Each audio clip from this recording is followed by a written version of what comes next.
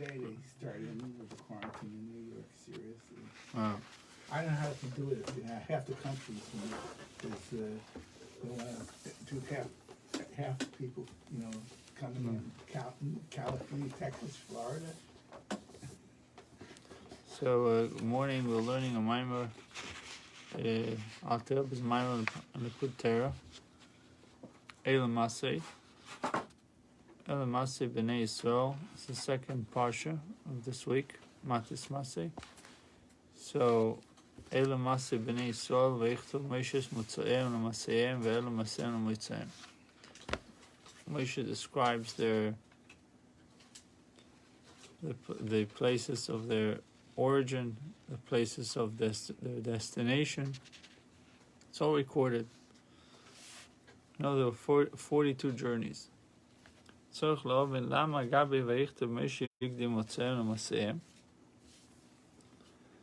comes to Moshe Rabbeinu, it says Moitzoem, first the place where they left, Lemasayim, to their journeys, and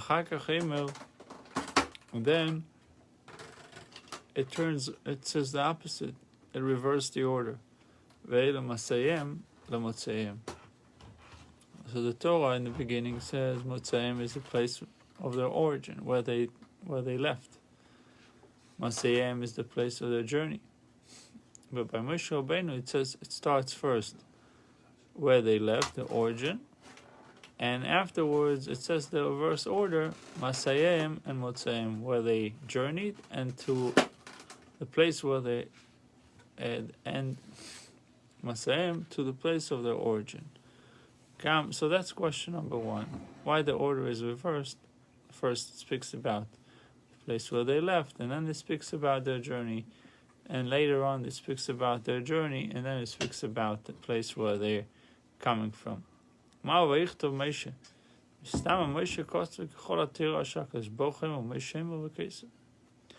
says Vayichtov Moshe. Torah says Moshe wrote. So the Alter is asking, what do you mean Moshe wrote? Moshe wrote the whole Torah. Why do you have to mention Vayichtov Moshe? Like all the Torah that Hashem says and Moshe says and write.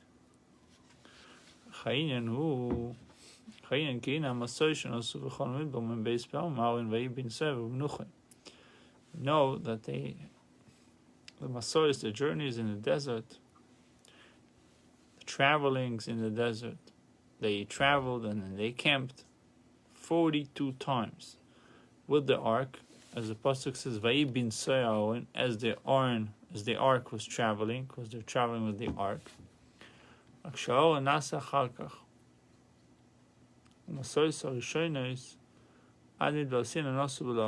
that the ark was only made later when they built the sanctuary. So the first Masoros, the first travelings were done without the ark. It says that the 42 journeys corresponding to the capital in Tilim called Ana B'Choyach. Ana B'Choyach, it has 42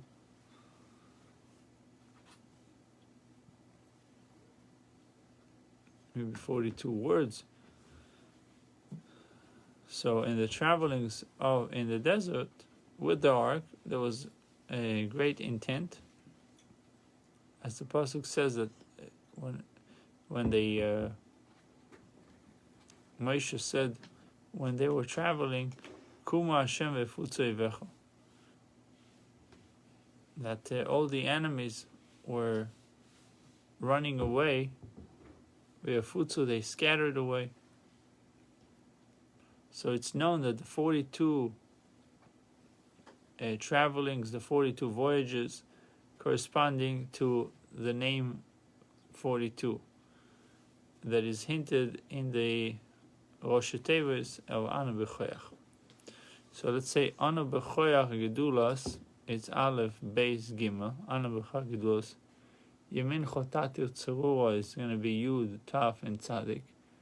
So you got total, you have 42 letters.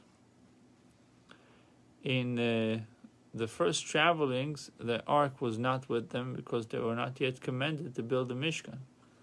And the travelings with the ark were done only after they built the Mishkan. It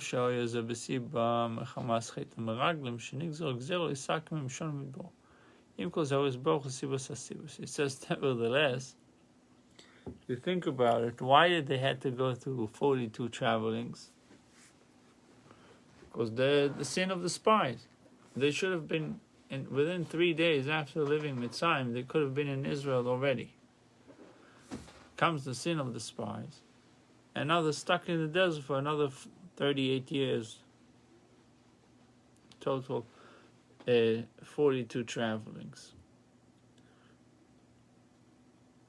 But he says, nevertheless, Hashem is Sibos HaSibos, the one who, the reason for all reasonings. At the end, it boils down to Hashem. So although according to the simple outlook on things,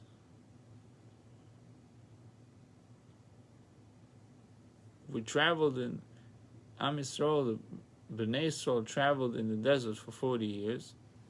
42 travelings was because the sin of the spies. But Hashem V'sibas HaSibos is the reason for all reasons. And He caused it. At the end, He allowed it, He enabled it. That they will be delayed in the desert and they would go through the 42 travelings. So meaning that there is an inner purpose and intent why they needed to be there. Why they needed to be in the desert for so long. It says even according to the Nigla, the revealed aspect of Torah, there is a reason why they traveled in the desert for 42, stayed for 40 years and traveled for 42 travelings,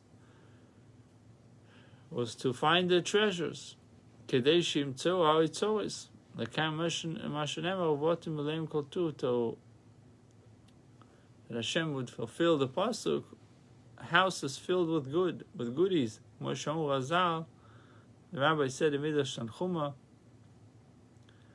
that when they left Mitzrayim, the nations heard that 7 nations heard that the Jews are coming to inherit the land. What did they do? They cut the trees, they plugged the wells, they smashed the houses, they demolished their homes. So they didn't want us to have anything. So Hashem says,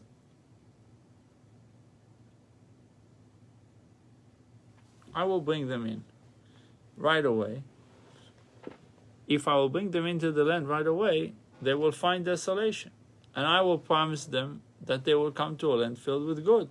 But the Canaanite and the dwellers of Israel already smashed everything. It's one big ruin, the whole country. So Hashem says, what's the point of me bringing them in? I promised them a place filled with kol tuv, with all the goodness. So what did He do? He delayed the Jews in the desert for 40 years.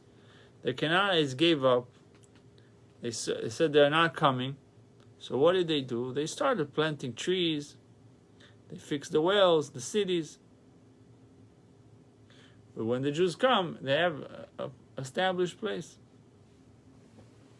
And then the pasuk botim aleim kol tuv, houses filled with goodies, will be fulfilled. That was according to the simple, the nigle, the revealed aspect of Torah, the reason why they were delayed in the desert for 40 years, they should come to something. They should come to a place that is established. According to the secrets of Torah, to the hidden aspect of Torah, they were delayed in the desert for 40 years because they needed to elevate the desert. Because the desert was a place of snake and scorpions, place of the Sitra Achra, the place of the other side. So they needed to be in the desert for 42 camps, traveling with the ark to deal with the impurity of the desert, to elevate the desert. It's mentioned in holy books, it's in order to subdue the Midbar, the great and fearful desert. Adem and Beis Masor is through 42 journeys, Shenosu, that they traveled and camped. Knesset Yisrael Ma'oin, the assembly of Am Yisrael with the ark, Shem Keneged Shem and Beis, corresponding to the name 42. So the same way that according to the revealed aspect of Torah, there was a positive intention and purpose in them being in the desert, there was also spiritually a reason why they needed to be delayed for 40 years and go through the 42 journeys. So there's something in the number 42 that has the capability of subduing and nullifying the spiritual desert. So what does it mean to subdue the desert? Desert is a place of desolation. What do you want from the desert? So the Alter Rebbe explained, it says in the book of Yechezkel that the Midbar is called the desert of the nation. Midbar Ha'amim, the desert of the nations. That's the place where all the klippas are nurturing. Although the desert is not a place of habitation, but it's the root for the nurturing of all the nations. That's where the source of klippas, Chassidus tells us that the source of klippas are in the desert, to be found in the desert. And that's where all the nations are getting their nurture from. It says that everything in the world has an opposition. What is the opposition of Yerushalayim? The opposite of Yerushalayim is the Midbar. So Midbar is the place of klippas, supplying for the whole world, and Yerushalayim is a place of holiness, supplying to the whole world. Okay, that's the meaning of Zeh Leumas Zeh. There is Moshe Rabbeinu, there is Bilam. There is power, there is Moshe. There's always something, there's always the opposite. You have Kedusha, Tuma. Kizeh Sha'ar Shamayim, it says in regards to Yerushalayim, this is the gate of heaven, as it says in Parashat Vayetze, Shenimshach Shom HaHashpo Milamayla, because the flow is drawn down to there from above. Kisham Tziva Avayas Saboch. It says in Tilim, Hashem has commanded His blessing to be there. Morning, guys. Umishama mekablim kol ha'arotzos, and all the other countries of the world were all receiving from Yerushalayim. Ve'lo'ochin Yerushalayim ube'emtza ha'yeshuv. That's why Yerushalayim is right in the middle, smack in the middle. Ve'etzeh lu'mazeh osa lekim. So Hashem created Zeh, Yerushalayim, and Le'umazeh, the opposition of Yerushalayim. The other side is the Midbar, the desert. Bechinas Midbar mekoyer kol ha'klipos. So the desert is the place where all the klipos are receiving.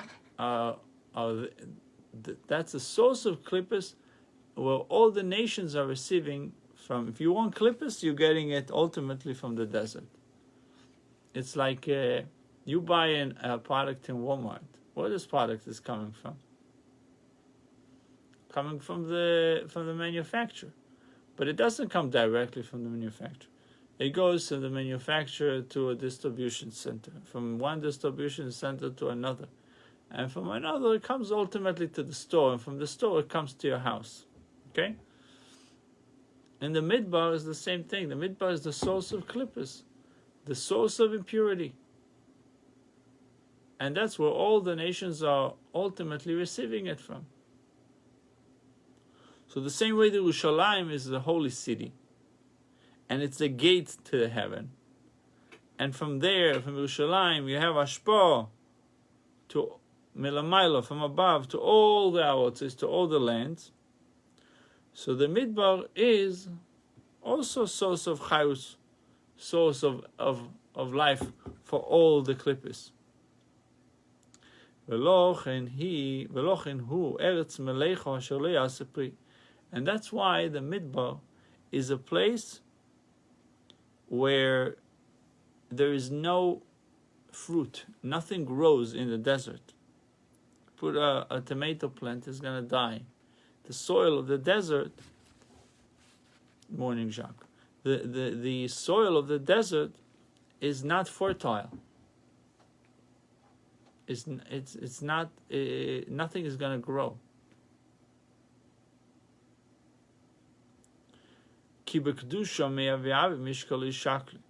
Kedusha is exactly the opposite. In sanctity, when we speak about holiness, holiness gives but does not want to take. Give but doesn't take. Klippa, the opposite. Takes and doesn't want to give. It says Hashem is giving life to all. Nehemiah. Hashem always gives. There's always a flow of chayus, of life, that comes to the world. But on the other hand, in Klippa, Shlomo HaMelech says in Mishlei, Klippa just wants and wants and wants. Like a dog. Have. Give me. And even if they ask, they're not asking for other people. They're asking only for themselves. That's Klippa. Legame, for themselves. And once they receive, they give nothing out. They give nothing to the environment, to their friends, to the surrounding. It all goes to them. The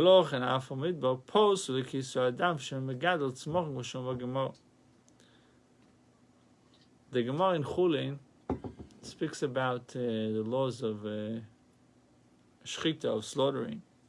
One of the mitzvahs that we associate with slaughtering is mitzvah kisui adam, is covering the blood. So if you're shechting a chicken, or you're shechting a non-domesticated animal, you need to cover the blood. It's a question, are you allowed to cover the blood with the sand of the desert? The answer is no. The Gemara says you can only cover the blood with soil that grows, that has the power of growth in it. If it can grow, if things can grow in that soil, it's kosher to cover the blood. If not, it's not kosher. This only emphasizes the how the midbar is all about taking klippa, not giving.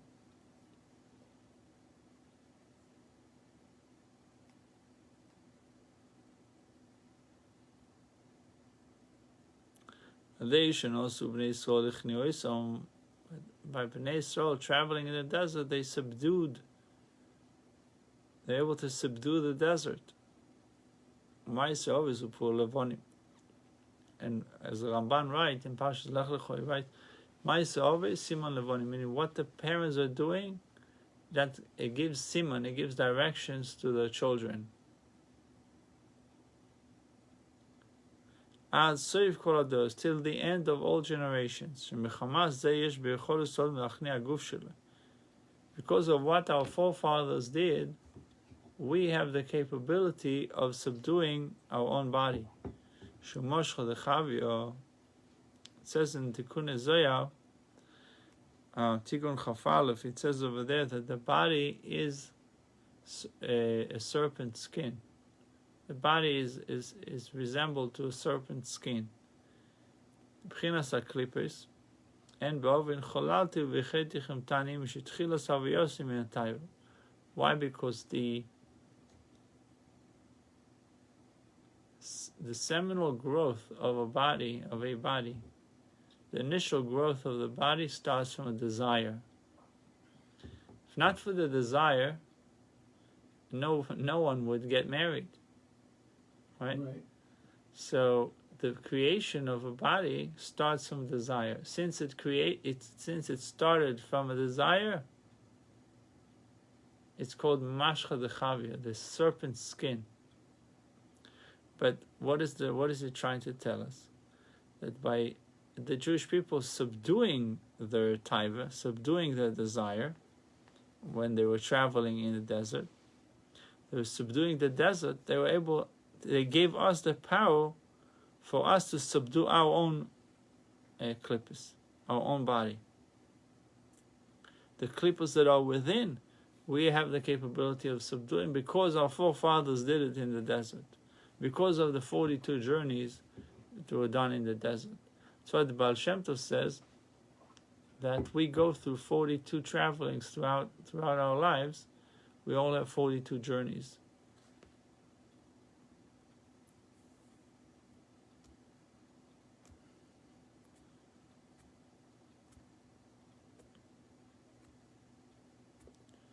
So when you say the serpent skin, it's associated with, it's called the Nachash HaKadmon. What is Nachash HaKadmon? It's a primordial snake. The primordial snake, it says, she says, the Chava see that the tree is good. How he tempted the Chava to eat from the tree? It says, Tava uleinaim. It's a desire for the eyes. Desire. So, desires are from then on associated with the snake. And the body starts from a desire. Creation of a body. In order for the body to agree to the will of the godly soul. What does the godly soul want? To love Hashem. Now the body doesn't want it. In order for the body to agree to it,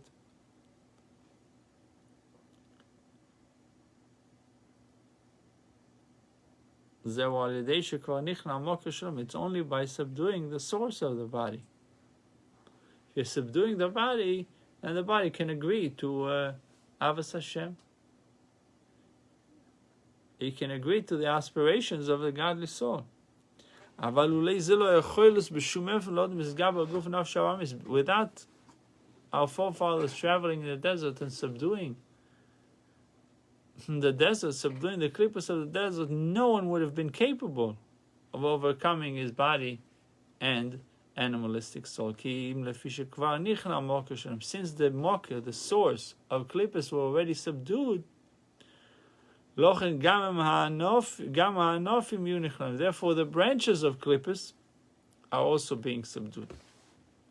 Through us.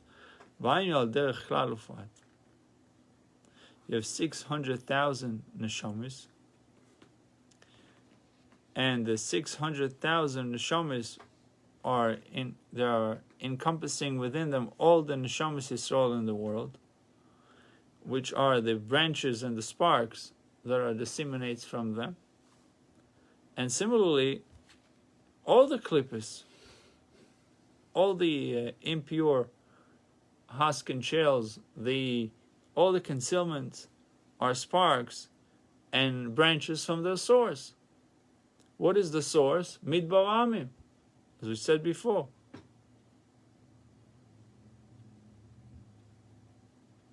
Yechezkel uses this expression, Midbar Amim, the source of the midbar of the nations, because that's where they receive, that's where the nations are getting their nurturing. So by us traveling in the desert, by our forefathers traveling the desert. They subdued the klippos of the midbar. They subdued the concealment of the midbar. And therefore, the branches that are implanted and embedded within every single one of us, the branches of klippos, bless you, can be subdued. Since we received the initial, the job was already started for us and empowered us to continue.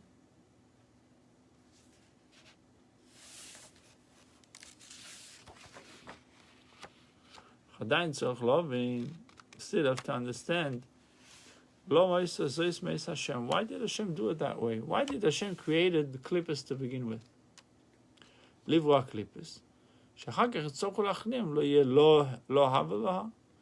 Al Rabbi asking seemingly a question that must be asked.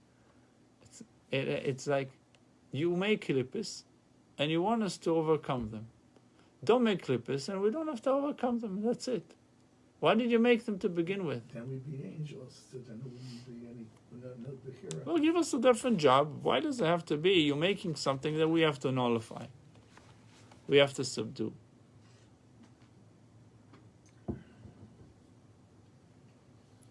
Why do we have to subdue the klippos? Because Hashem created klippos, impure concealments, desires within the animalistic soul that are disturbing his Avodas Hashem, disturbing him serving God. Wouldn't it be better if there was no klippos at all, no interruptions, and we wouldn't have to subdue anything? So what do we have to say? Al-Kocho, what do we have to say?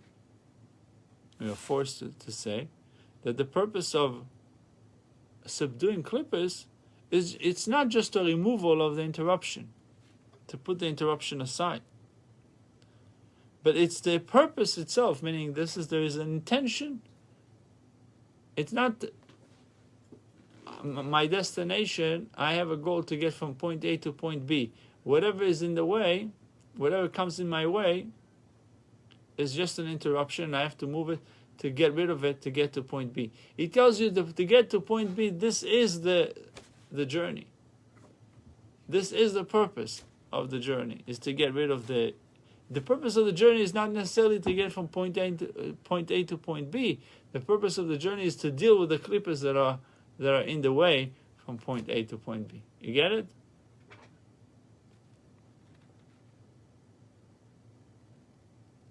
Why? Because the moment that you are capable of subduing the klippos,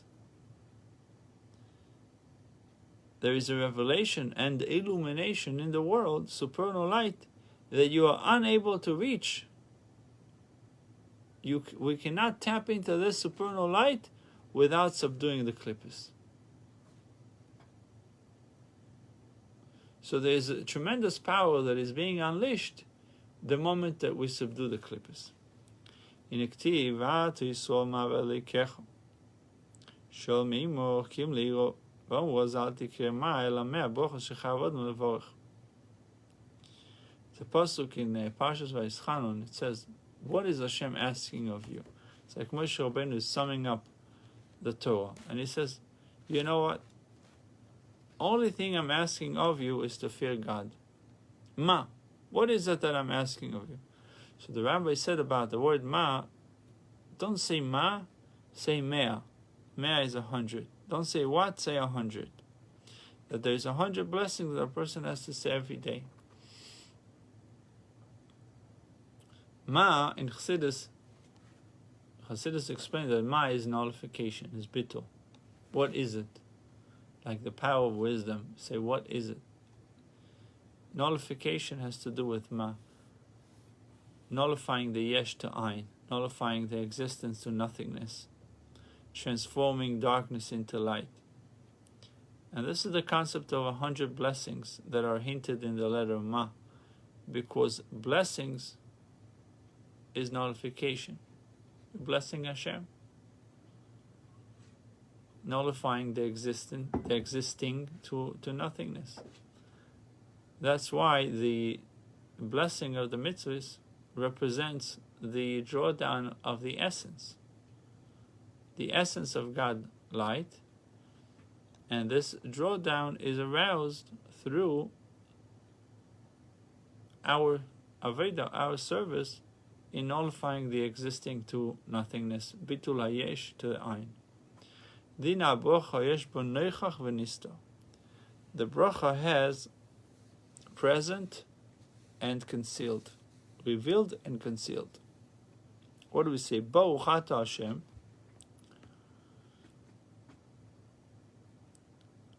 So Baruch ata is revealed, nigla. I see it. I'm talking to as if I'm talking to a friend. Baruch ata, blessed are you, Hashem, as if you revealed. And then the bracha continues with an expression that is hidden. Asher kidishonu b'mitzvayso. He sanctified us with his mitzvahs. It doesn't say mitzvaysecho. Mitzvayso, his mitzvahs. Who is he? His mitzvahs. What happens when we do the mitzvahs? You elevate the spark. You draw down light, and Chassidus tells us that the light that is being drawn down is Era Memale, the feeling light, the light that permeates the world. And regarding to this light, we are referring to as Neichach, as present. Why? Because this light is being enclosed in the world, envelops itself in the world. You can understand it, you can comprehend it. But besides that, there's also another light that is drawn down through the mitzvahs. Not the bracha, the fulfillment of the mitzvah itself draws down the encompassing light, the soiv of Kol Amin. And regarding this, we say no Rosh Nistar, Kidishonu b'mitzvahs. Why? Because it's hidden from the world and it's above the comprehension of men. Memale is revealed in the world and is within your pay grade, within your understanding. So that's Loshin Neichach. It's revealed. Baruch ata Hashem. Then Asher Kiddusham Mitzvah, so it's Loshanista, is the actual doing a mitzvah. You're tapping into Eir HaSevav. It's above your understanding. So first we're going through the Loshin Neichach, the present. Baruch ata Hashem ainu neichach. Baruch ata Hashem is present. V'ata mechayes kulom, and you provide life, sustenance to all. Al de'oizesh me'alef ataf. How do you give life to all? Ata mechayes kulom. It says you're giving life to all through the letters Aleph to Taf, through the alphabet. The 22 letters, Aleph to Taf, A to Z. So the first Amshocha, that is being done through the mitzvahs, it's hinted in the bracha that is revealed, the revealed aspect of the bracha. Baruch ata Hashem. But the word ato is hinting Aleph to Taf. If you look at the ato, it says Aleph, Taf, and then Hey. What is Hey? Hey represents the 5 ways of articulations. So Aleph to Taf and the 5 ways of articulation. That's hinted in the word Ato, which is referencing to the godly lights that are enclosed in the world to give it life. It says V'ato mechayes kulom, that the life of the world, you give life to all, that the life of the world is through Ato, through the 22 letters of speech that are all generated from Hey Moitzois Hapeh, from the 5 ways of articulation.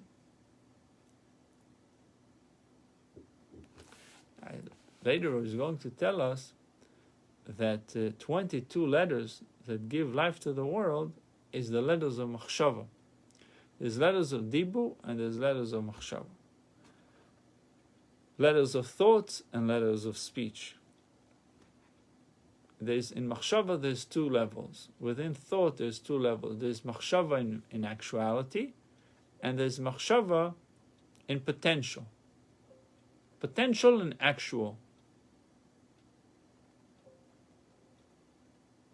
So the fact that you have 22 letters existing within the nefesh, within the soul, that enables you to think thoughts infinitely, that's the potential. And the actual machshava that you're thinking, that's already coming from potential to actual. Now the creation of the world is from one single thought that is generated from the 22 letters that are in the potential, in the power of thoughts. Imagine one thought created the whole world.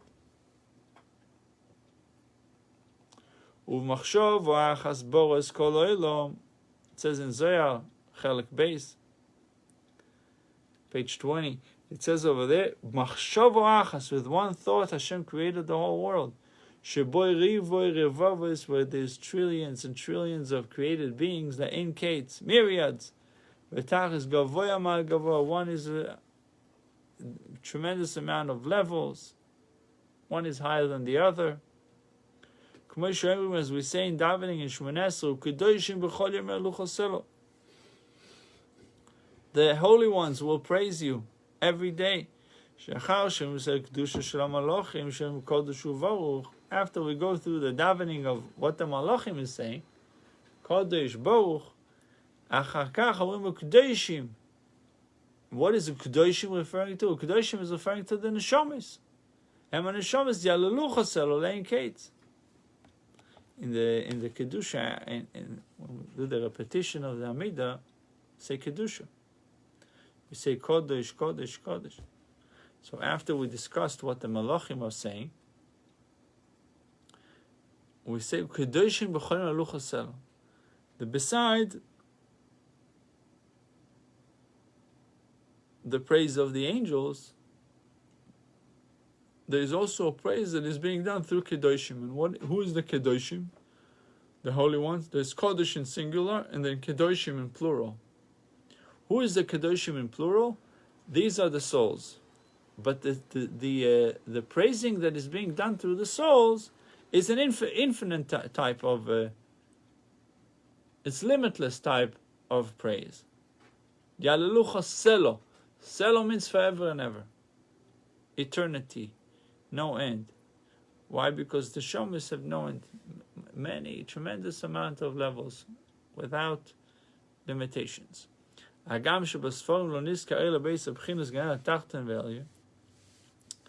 says in the holy books, it does not mention the two levels of the upper Gan Eden and the lower Gan Eden. It mentions Gan Eden, but not the upper and lower. And we know that there is an upper Gan Eden and there is a lower Gan Eden. The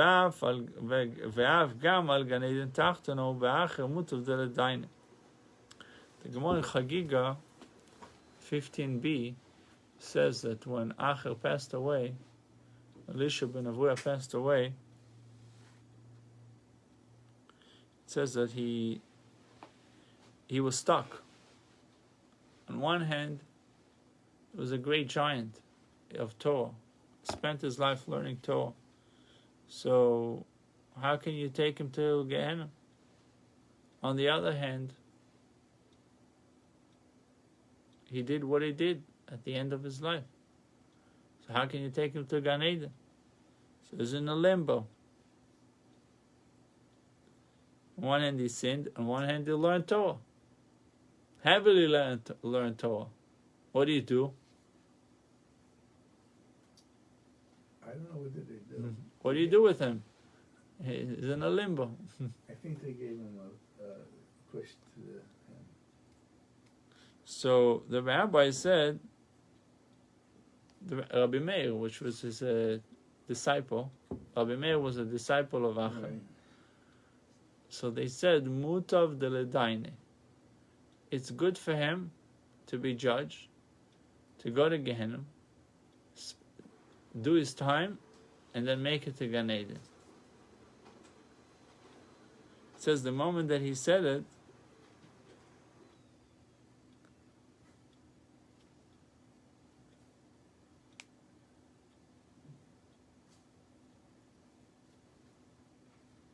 was a smoke coming from his grave.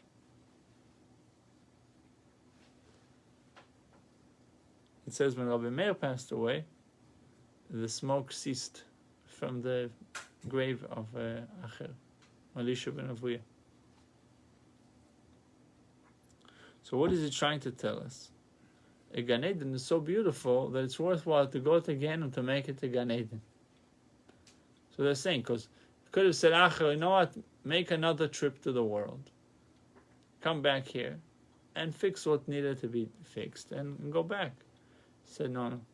It's better for him not to come back, to go through whatever the 11 months or whatever it is,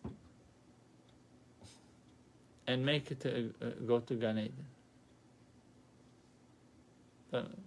Better than coming back.